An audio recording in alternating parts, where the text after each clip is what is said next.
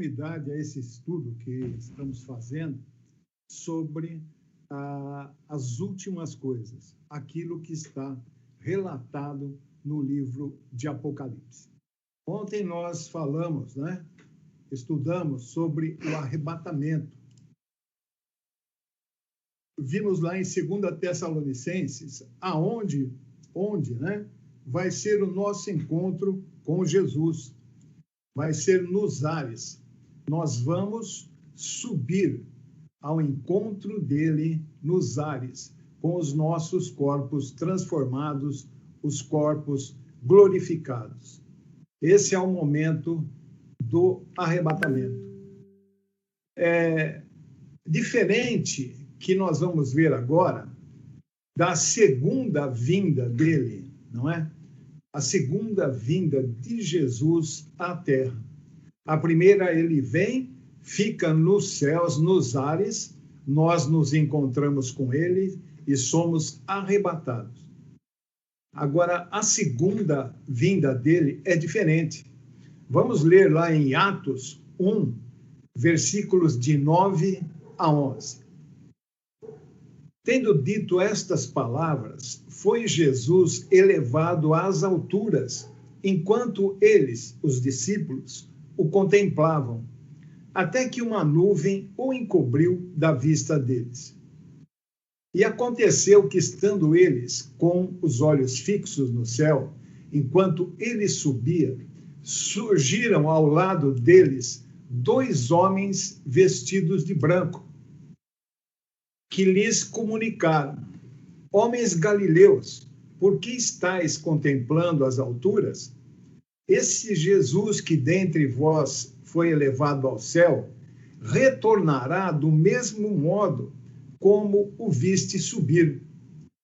Então eles voltaram para Jerusalém, vindo do monte chamado das Oliveiras, que fica próximo a Jerusalém, a distância de cerca de 1 quilômetro. Então, o verso 12 aí mostra claramente que os discípulos estavam no Monte das Oliveiras, que é um lugar físico na terra.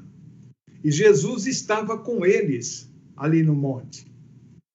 E no verso 9 que nós lemos está assim: tendo ele, Jesus, dito essas coisas, foi levado para cima, enquanto eles, os discípulos, olhavam, e uma nuvem o recebeu, ocultando-o dos seus olhos. E nesse momento aparecem ali ao lado dele 2 anjos naquele local e informaram uma coisa.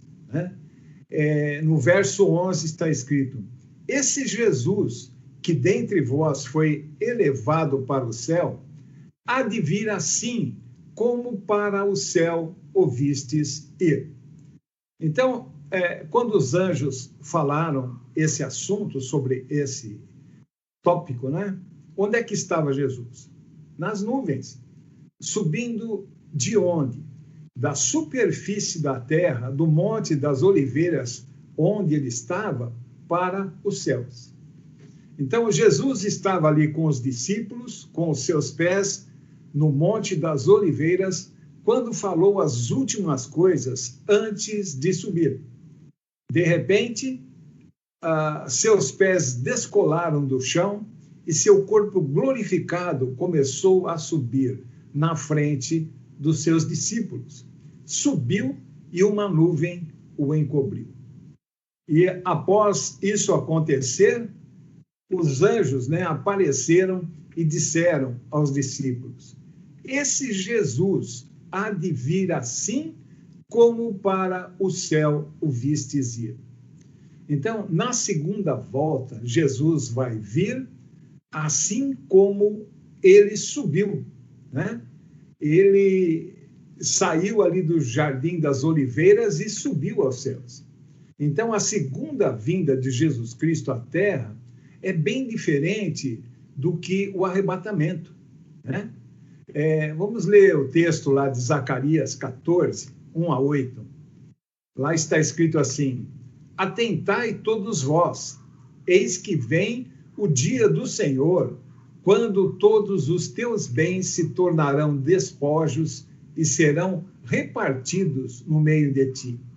Porquanto ajuntarei todas as nações para a luta contra Jerusalém. A cidade será tomada, as habitações serão saqueadas e as mulheres violentadas. Metade da cidade será sequestrada e levada para cativeiro.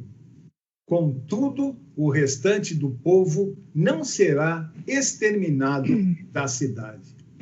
Então Deus se apresentará pessoalmente para a guerra contra aquelas nações, como ele costuma fazer em dia de batalha.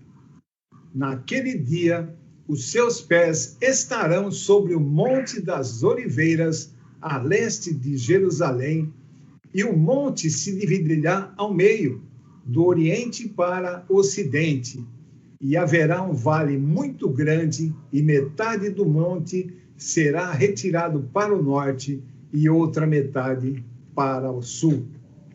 Fugireis pelo meu vale entre os montes, porquanto ele se estenderá até Azel. E fugireis do mesmo modo como fugiste de diante do terremoto nos dias de Uzias, rei de Judá.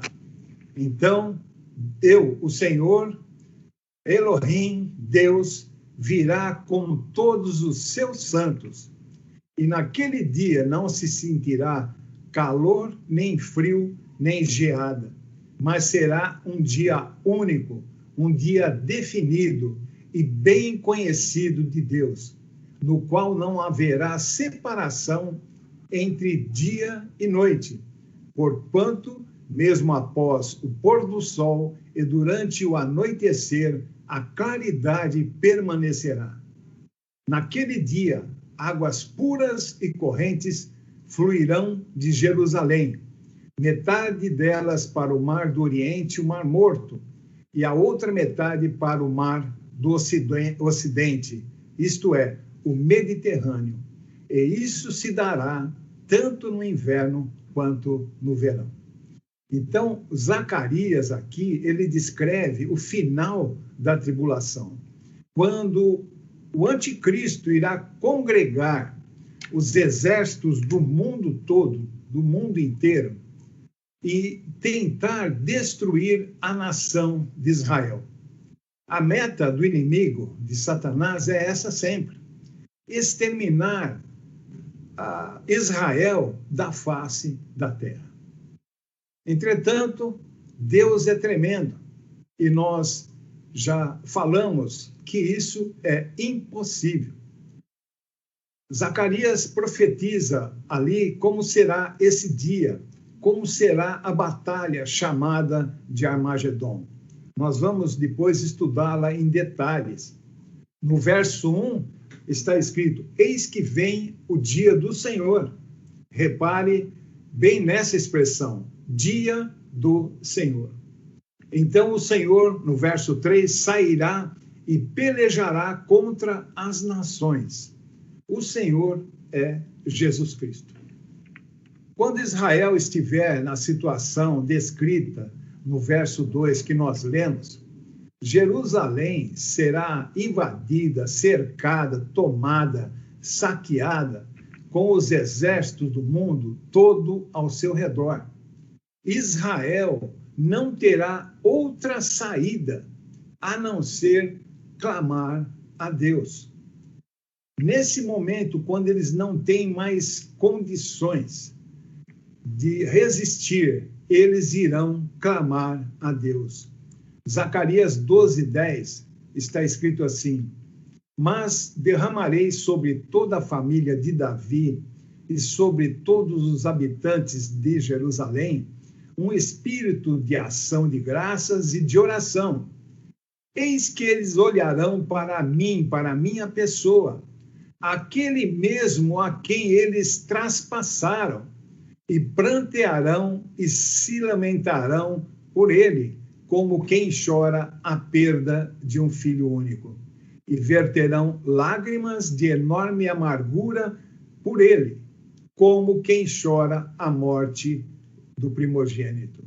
Então, Israel vai reconhecer e vai saber o que foi que eles rejeitaram. Rejeitaram o Cristo.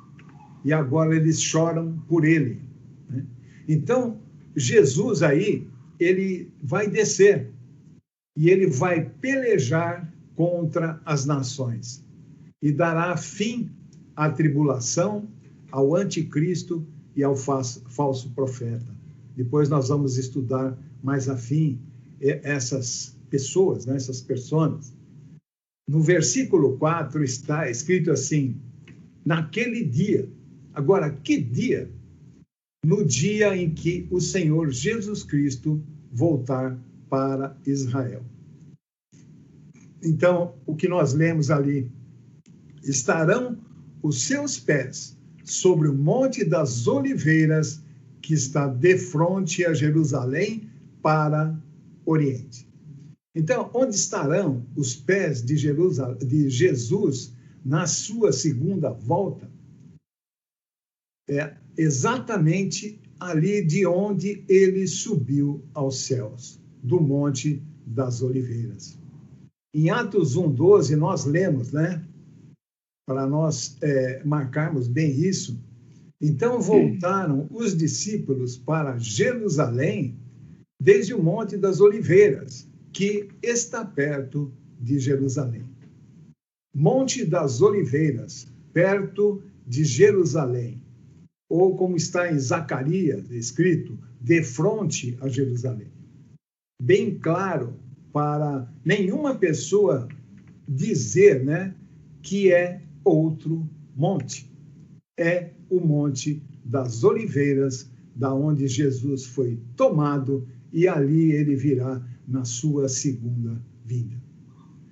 Zacarias, ele profetizou 500 anos antes a volta de Jesus à terra, para Israel, para livrá-los, né, das mãos do anticristo. 500 anos. Então, a volta de Jesus à terra, sua segunda vinda, para implantar seu reino milenar, tudo isso vai acontecer 7 anos após Jesus ter vindo buscar o seu corpo, a igreja. Jesus Cristo vem, né, nos lares, retira a sua igreja, que será transformada num piscar de olhos, né? E 7 anos depois, Jesus Cristo volta ali, né, para iniciar o seu governo milenar. No verso 5, ali de Zacarias 14, está escrito: então virá o Senhor meu Deus e todos os seus santos com ele. Jesus, no arrebatamento, veio buscar o seu corpo, a igreja, e 7 anos depois, ele volta com a igreja e com todos os santos do Velho Testamento, todos os santos, né, que morreram na tribulação por causa do seu nome, por causa da perseguição levada a cabo contra aqueles que professam, que se converteram a seu nome. Santos, todos esses que agora também terão corpos glorificados, como os que teremos após o arrebatamento. Jesus, ele volta e sozinho, com o sopro de sua boca, acaba com a tribulação. Julga as nações e dá início a seu reino milenar, que nós citamos como milênio. Então, nós estamos vendo aqui apenas a diferença da segunda vinda de Jesus Cristo à Terra com relação ao arrebatamento. E os outros detalhes mais profundos nós vamos ver durante, né, o nosso estudo no livro de Apocalipse. Em Isaías, né, em Zacarias, nós já lemos ali, está escrito: então o Senhor sairá e pelejará contra as nações, como quando peleja no dia da batalha. Eis que vem o dia do Senhor. Quando nós vemos a descrição do encontro de Jesus com a igreja, né, no dia do arrebatamento, nós vemos ali que a igreja vai subir, né, vai se encontrar com Jesus Cristo nas nuvens, nos ares. Então, o dia do Senhor, no final da tribulação, não será brincadeira. Jesus porá seus pés no Monte das Oliveiras e pelejará contra as nações. Será um dia de guerra. No dia do arrebatamento, 7 anos antes, Jesus não coloca os seus pés na terra. Ele encontra a igreja nos ares. Então, existe aí uma diferença, né? Nós encontraremos o que formos arrebatados, encontraremos o Senhor Jesus Cristo nos ares. Então, com tudo isso, né, que estamos estudando na Bíblia, nós vemos que existe um momento de encontro de Jesus com a sua igreja, que é bem distinto do momento em que Jesus volta à Terra pela segunda vez. Os momentos são muito distintos, né? E vamos entender agora, através de um princípio de Deus, qual o motivo, né, pelo qual cremos, né, que a igreja não entra no período da tribulação.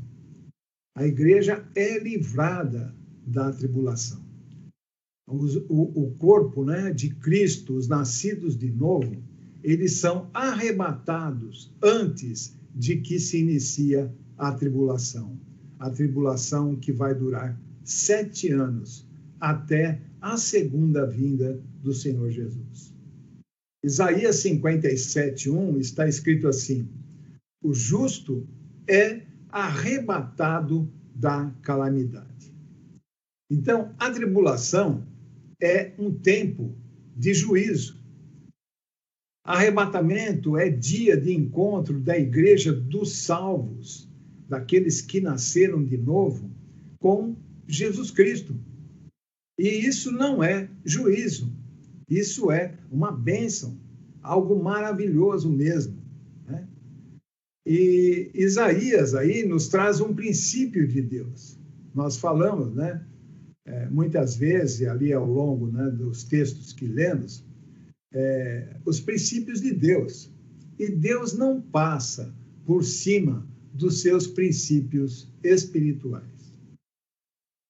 Nesse texto de Isaías está escrito assim: perece o justo, pois o justo é arrebatado, é levado da calamidade antes que venha o mal. Esse é um princípio espiritual de Deus. Isaías 57:1. Ali fala assim: os homens compassivos são arrebatados e não há ninguém que entenda, porque é algo tremendo, algo maravilhoso, algo que foge da nossa percepção, né, do nosso raciocínio comum. E Deus, ele já usou esse princípio, né, durante a escola bíblica, algumas vezes, né, o justo ser retirado antes que venha o mal. Quando nós vemos a história de Noé, Noé foi retirado. Enquanto Noé e sua família não entraram na arca, e enquanto Deus não fechou a arca, o dilúvio não veio. A história de Ló. Ló, né, foi tirado de Sodoma e Gomorra, que foram destruídas, né, por um juízo de Deus. E enquanto Ló não chegou ao lugar seguro determinado por Deus, o anjo reteve a destruição daquelas cidades. Em Gênesis 19:22 está escrito aqui: apressa-te, escapa-te para ali, porque nada poderei fazer enquanto não tiveres ali chegado. Esse é o princípio de Deus. Deus não destrói o justo juntamente com o injusto. Quando nós lemos, né, o texto bíblico, as histórias, a gente vê também que Deus poupou, né, Raabe do cerco ali de Jericó e muitos outros, né? Ou seja, o justo é retirado antes que venha o mal sobre os injustos. É um princípio de Deus. Então, a igreja, né? A igreja quem é? São aqueles que nasceram de novo em Cristo Jesus. São os chamados justos. Ela será retirada da terra antes que venha o mal, a tribulação, né, sobre toda a face, né, toda a terra, sobre todos aqueles que são injustos. Porém, a misericórdia de Deus é tão grande, é imensa, que mesmo em meio a seus juízos, ele vai operar a salvação sobre aqueles que se arrependerem e não aceitarem sobre si o domínio do anticristo. Nós temos, né, que pensar muito bem, e aquele que ainda não nasceu de novo, que não tem Cristo Jesus como seu Senhor e Salvador, tem que se colocar, né, colocar à sua disposição para ser transformado pela palavra de Deus. Nós temos que nos expor à palavra de Deus simplesmente para uma mudança de vida. Não é somente para encher a mente, encher o intelecto disso que eu estou falando. Nós temos que nos expor à palavra de Deus com uma finalidade: nos deixarmos ser transformados por Deus através da sua palavra. Nós temos que ter consciência disso e nos apresentarmos diante de Deus e declararmos isso a Ele. E é algo que temos que fazer individualmente. Eu e Deus, você e Deus. É algo que é uma decisão de qualidade que nós temos que tomar e aceitar Cristo Jesus como nosso Senhor e Salvador. Para isso, nós temos que, com nossas próprias palavras, nos dizermos, né, isso a Deus, nos oferecermos em espírito, alma e corpo e nos expormos à sua palavra totalmente, verdadeiramente. Nós devemos estar aqui, né, nesse momento que estamos falando sobre o arrebatamento, sobre a palavra de Deus, não para simplesmente ouvir mais uma aula, ouvir algo que talvez seja interessante, ou talvez não tão interessante para alguns. Não, simplesmente nós temos que buscar mudança de vida através da palavra de Deus, através da fé em Cristo Jesus, para sermos transformados e sermos também naquele dia do Senhor, sermos arrebatados com Ele e encontrá-lo nos céus. Então, é um momento, né, eu digo assim, de nós verdadeiramente nos entregarmos a Jesus, a nossa mente e tudo aquilo que nós somos, o que temos. Fazer uma entrega verdadeira para Jesus, para que tudo aquilo que está sendo revelado a você, né, através da sua palavra, seja usado para a honra e glória do seu nome. Se por acaso nunca, né, você se achegou a Deus e fez uma entrega da tua vida a Cristo Jesus, faça agora. Você sozinho mesmo. Ore a Ele e peça: Senhor, eu me entrego a Ti. Eu quero ser transformado por Ti. Eu quero receber o Teu Santo Espírito na minha vida. E eu quero experimentar a salvação que somente em Cristo Jesus existe. Então, nós começamos a estudar e a examinar na Bíblia tudo aquilo que vai acontecer no futuro. Algumas coisas já estão acontecendo, né? Isso que estamos estudando, nós chamamos de escatologia, estudo, né, das últimas coisas. E vimos, né, o que e como se dará o arrebatamento da igreja de Deus, a igreja do Senhor Jesus Cristo. Amém? Nós vamos parar por aqui hoje e amanhã, na graça de Deus, né, nós continuaremos para entender mais e buscar verdadeiramente a conversão em Cristo Jesus. Amém? Deus abençoe a todos e até amanhã.